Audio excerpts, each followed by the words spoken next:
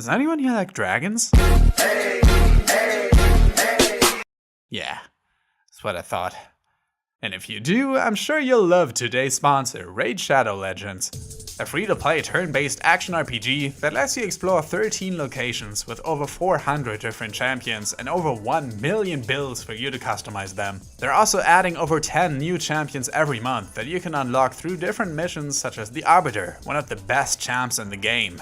And I know, you're hearing about Raid literally everywhere, but why wouldn't you? Raid is one of the top 3 ranked RPGs on the Google Play Store and has just been nominated as a finalist for Google Play's Best of 2019 Users' Choice Awards. With almost 15 million downloads over the last 6 months, the game is growing super fast. There's loads of new updates coming up, and you can even add me in the game under Cosmodore. Like I said, it's free to use, and if you go to my special link in the description, you can even get 50,000 silver and a free epic champion as part of the new player program to start your journey. Sweet!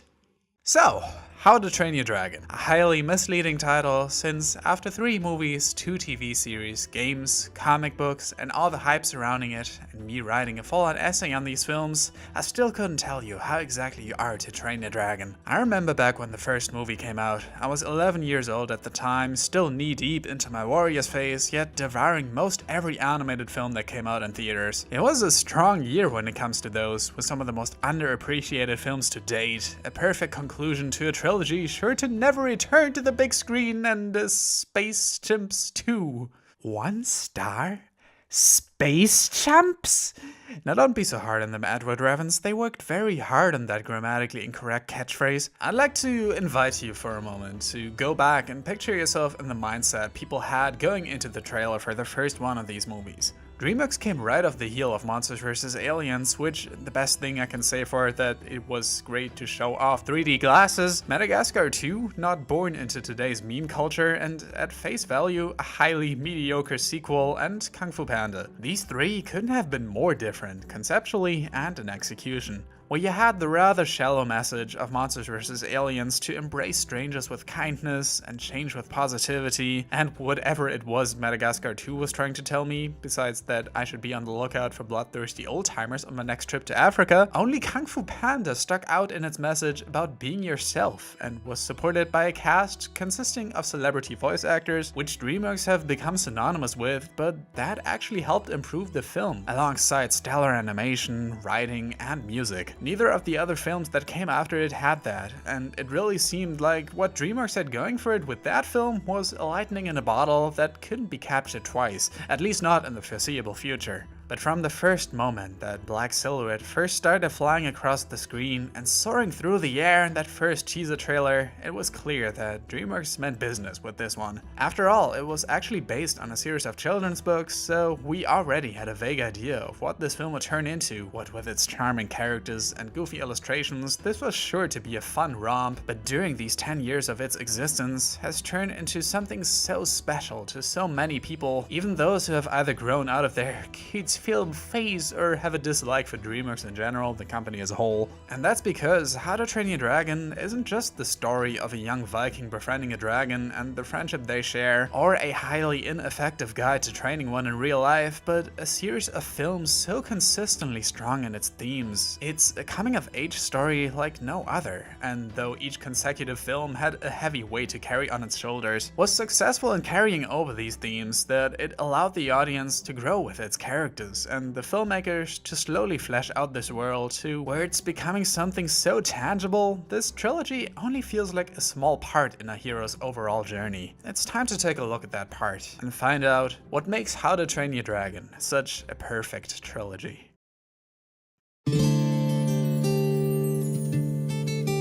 Now, I imagine many of you watching are fans of the How to Train Your Dragon series, and for those of you who are, what would you say was the #1 draw for you to want to check it out?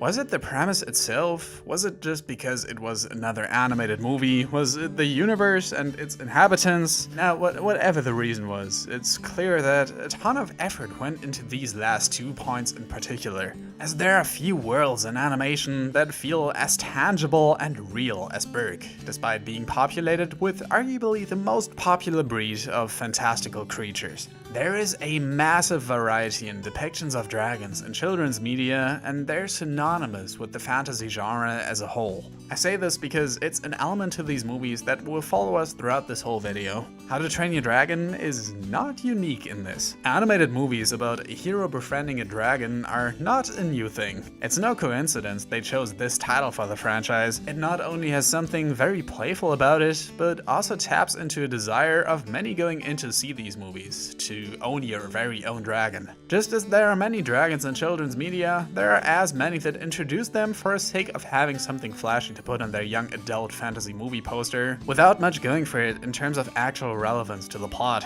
It was crucial to get this element of the films right, not only to avoid falling into this trap, but to lay the very foundation of this reality. Now, as these films are based on a book series, it probably shouldn't be hard to just take elements from those and translate them to this story, right? At least pointing out what dragons to include shouldn't be so hard. Well, as is the challenge with adapting any story, a short children's book series can play out a lot differently from a 90-minute film, and whichever part is gonna be left out of the finished product will inevitably disappoint those going in expecting a faithful adaptation of the story. The films therefore largely stepped away from this approach, opting for a more loose adaptation, with even the main dragon Toothless being a far cry from how he was depicted in the books. Just like how Hiccup has a love interest now. From what I've heard, there isn't really much in regards to similarities between book and film, and that really was the smartest possible move in my opinion, to not only make the movies stand on their own, but also allow the franchise to grow organically through introducing new characters that can play off Hiccup in ways not possible in the books. As with many fantasy series, it's often not the main character that makes you want to come back to it. Our protagonists often acting as a catalyst for what would be our own reactions to the world around him. And as each of these movies introduces a new element to the world of Berk, it makes it seem like there is more to this place than meets the eye, which makes it a smart decision to start them off at a smaller scale and escalate their encounters to an entire new world of dragons by the third film. Lilo and Stitch directors Chris Sanders and Dean were about the most suited duo for the job, as they've not only proven their talent for designing needlessly adorable mascots, but also stories that feel grounded in reality with a twist. Honestly, as someone who never really cared for the whole space invasion aspect of Lilo and Stitch, I feel they did an even better job combining the sense of wonder as we meet new kinds of dragons, our foes on our hero's journey, with the heartfelt moments that stick with you as you leave the theater. The story itself went through a lot of changes in its earlier stages, but the world it took place in stayed largely the same, and I feel with each movie they became more confident in introducing elements that add to the sense of adventure without feeling like a crux to sell more toys.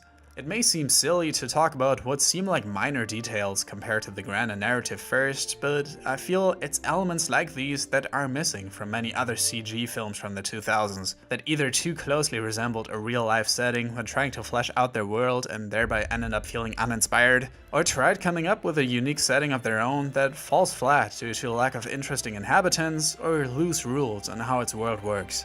Have you ever heard of Dragon Hunters? It was this French cartoon about two warriors in what I can only describe as a Mario Galaxy prototype of floating landmasses out to capture the dragons of the world to pay rent. It was a silly show that didn't ultimately go anywhere over the course of its 2 seasons, but still managed to get a CG movie in 2008. That was released to little fanfare and completely slipped me by, even though I was obsessed with the show as a kid. Now, having watched the film just recently, it's easy to see why it never really caught on internationally. The plot is really shallow, the only really interesting characters are our two main protagonists, one of which is voiced by Ruben from Lilo and Stitch, and the dragons themselves are more akin to Mario Galaxy mini-bosses than genuine threats.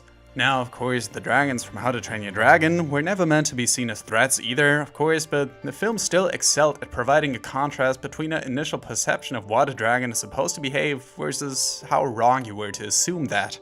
Only when expectations like this are already in place, you can start to try and subvert them, which is the very theme that defined the first movie in the series and helped us to want to interact with these monsters themselves, to see what makes them tick and how many different kinds there are in this world. This, of course, is in no small part thanks to the character designs and animation, inarguably some of the strongest aspects of these films, particularly in conveying a sense of scale whenever we get a swooping shot of the city of Berk or their arriving at a central location in the story, such as the Hidden World from movie 3 or the Dragon Sanctuary from the second film, and during some of the film's many flight sequences that offer an exhilarating feeling of speed and gravity that makes you wonder how B-movie ever got away with anything less.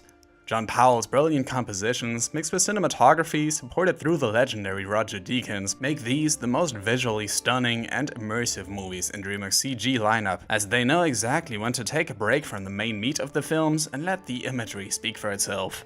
But the score in particular also serves the purpose of maintaining a consistent subconscious narrative over the course of these films that starts with the very first shot. This is Burke. It's 12 days north of hopeless and a few degrees south of freezing to death. It's located solidly on the meridian of misery. Now, my friend Sideways already made a brilliant dissection of the score composition in the scene, who himself was inspired by another video on the same subject, so I think I'm in the clear to paraphrase it. Essentially, the first shot of the movie, narration and all, introduces us to Stoic's theme, Astrid's theme, the Viking theme, the Dragon theme, and Hiccup's theme, all the major musical themes that would carry on throughout the entire film and franchise. This makes it very easy to not only go back to this opening and unravel how these ideas were introduced from the very beginning, making the narrative feel much tighter, but also associate these themes with each of the characters and ideas. Paired up with themes that get introduced later on, this is further proof that details like this do matter when constructing a narrative, as the soundscape of How to Train Your Dragon is not only one of its most consistently brilliant aspects, but enhances the visuals through making us subconsciously aware of these characters' presence and giving way to moments where they stray away from this and introduce a new theme for any of the film's villains or other side characters. Hiccup's theme may stay consistent across all three movies, but he is far from being a stagnant character. In fact, he is one of the finest examples in allowing viewers to grow up alongside a film's protagonist over the course of multiple movies.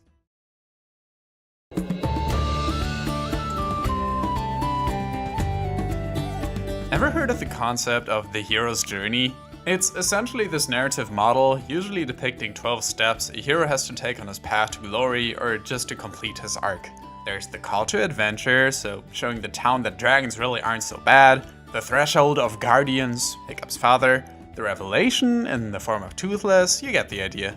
How to Train Your Dragon 1 was pretty closely modeled after this concept, and by the end of it, the two worlds were connected. Everyone was happy, and Berk was a better place because of it. The future of this town was left open, but it was still a self-contained story for the most part, where Hiccup learned to be a fighter, convinced his friends that what they were doing was wrong, and his father also saw great potential in him, somewhat hinting at potential sequels in the future. But something interesting happened when the next film actually came around, as a lot of the same elements can still be found in here, but slightly vary to where it evokes a different feeling. Let me give you an example. The inciting incident for Hiccup in the first movie was finding Toothless. He wanted to prove himself as a warrior, yet chose to spare him, thereby bridging the gap between the two worlds. And the second film challenges that tranquility they adapted in living together with the dragons when they find out there are other dragon riders wanting to capture the dragons and use them for their own gain. And the third film forces Hiccup to face the challenge of becoming the town's new leader and make sure their symbiosis doesn't get thrown for a loop. With the Light Fury seeming like a positive for Toothless at first, but affecting their relationship to where Hiccup has to make a choice on whether they can live together in peace. This whole element doesn't really come into play until the very last few moments in the third film, and I've seen tons of people describe it as a lazy way to wrap up this franchise, but from where I stand, it seems like the most realistic and conclusive outcome to this entire saga, that rather than consisting of three separate stories taking place in the same universe, tell one whole story split up into three parts.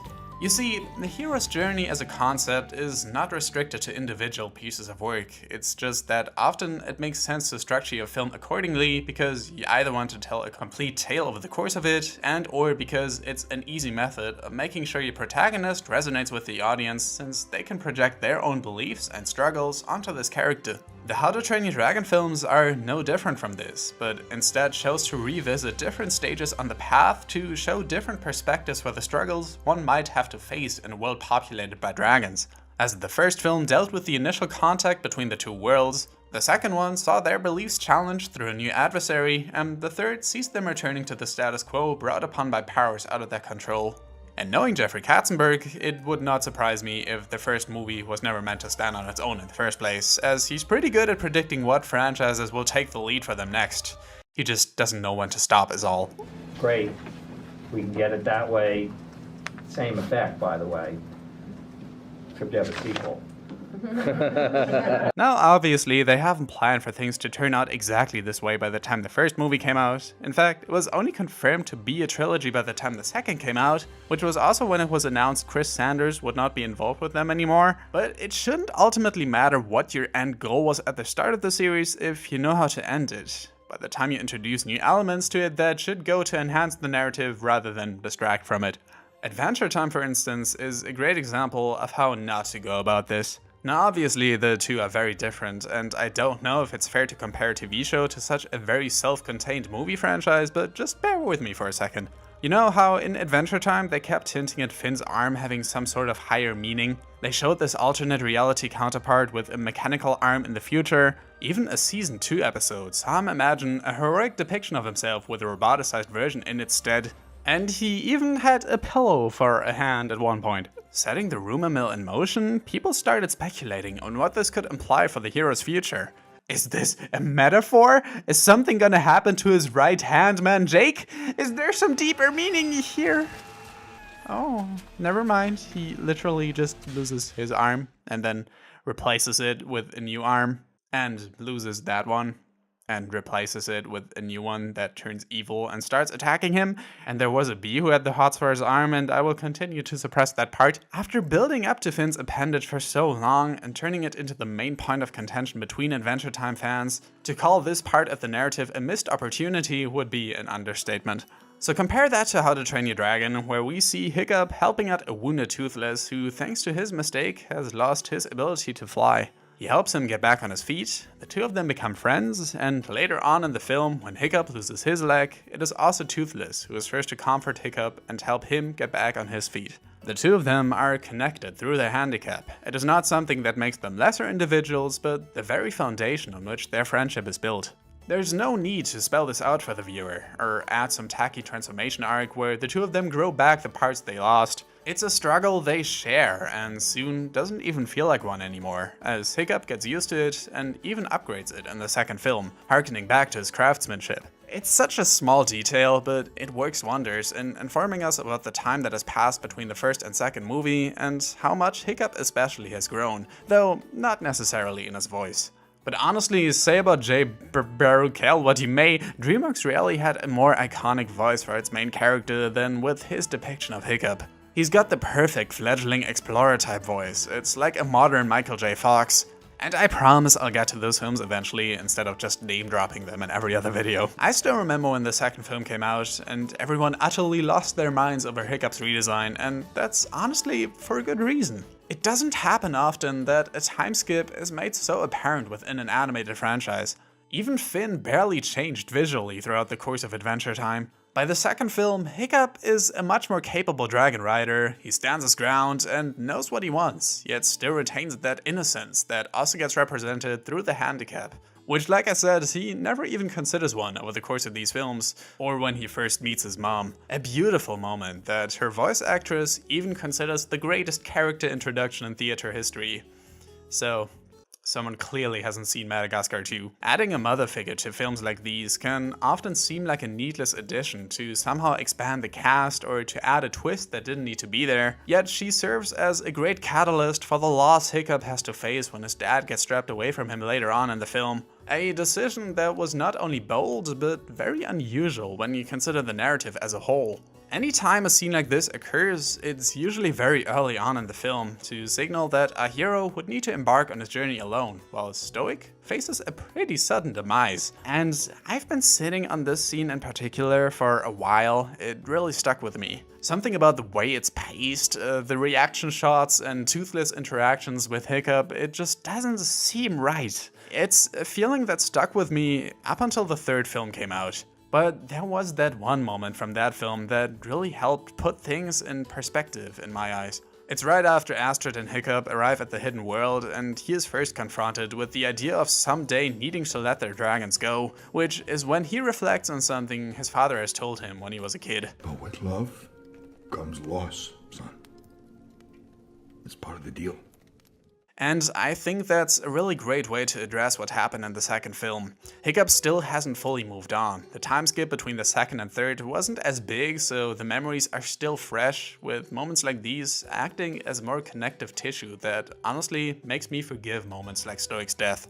Death itself is unpredictable, and they've honestly just shown it in its purest and most tragic form, when you don't see it coming and it's brought upon by someone you thought you could trust. It really put things in perspective for Hiccup, and is probably his lowest point across these three films, which in turn makes it something he can draw the most strength from. And this is a growth that can not only be seen in Hiccup, but the entirety of Berg. There are way more different types of dragons, with the alphas being a very natural addition, and Drago is a threat that cannot be defeated through simply talking your way out of it. The three films may seem similar to one another, but much like Kung Fu Panda 2, this sequel feels like a much more polished and mature experience. We have something different with this movie, and it was there in the first one as well, which is in place of a laugh every minute, we have wonder. And to me, and for the movies that I loved growing up and that I still love today, wonder is more important. It's fun while you're laughing there in the movie theater, but you don't necessarily remember it when you leave. But movies that are filled with wonder tend to live with you for a long time, and they certainly do with me. So one of the big challenges in meeting Hiccup 5 years later was to design him as a 20-year-old. And we didn't want Hiccup to suddenly become this strapping, heroic figure. Even though he is the hero of our story, so much of his charm lies in how kind of gangly and awkward and dorky he is. So it was important for us to retain as much of that quality as possible while still making him heroic in his own way. Part of that was really literally physically aging up the characters. And I think the whole team was very excited about that and, wanted to sort of, pick up the challenge on that one. And so to see them grow up a little bit and how they've evolved and changed, it makes it even more of a coming-of-age story, and it makes the trilogy really special. So, let's talk about the third movie. Unlike the first, and especially the second movie, The Hidden World is very much a story about Toothless.